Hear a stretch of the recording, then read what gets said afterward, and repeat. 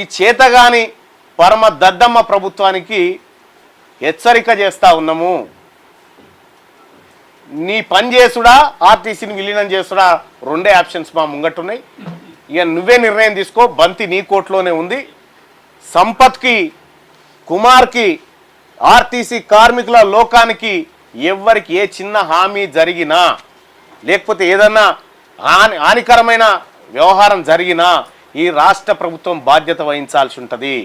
ఈ రాష్ట్ర ప్రభుత్వం బాధ్యత వహించాల్సి ఉంటుంది.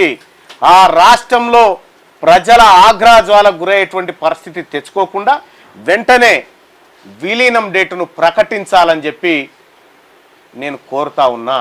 2023లో తెలంగాణ రాష్ట్రంలో కాంగ్రెస్ పార్టీ అధికారంలోకి వచ్చిన మొదటి క్యాబినెట్లో అయిపోయింది ఇక రేపే విలీనం కథ కార్ఖానాని బ్రేకింగ్ న్యూస్లు వేసినటువంటి బ్రేకింగ్ న్యూస్లు చూసినాం. మరి వాటికి ఏమైనా అర్థం ఉందా? మేము కూడా రేపు పొద్దుగాల మళ్ళీ రేవంత్ రెడ్డికే ఓటు అని మేము చేసే పని చేయాల్సి ఉంటుంది. ఆ పరిస్థితి తెచ్చుకోకండి. అయిపోయింది. 2028 నాటికి మీరు చేయకపోతే మేము ఎట్లా చేసుకోవాలో మేము చేసుకుంటాం. ఆ దస్త్రాల మీద సంతకాలని చెప్పి తెలియజేసుకుంటూ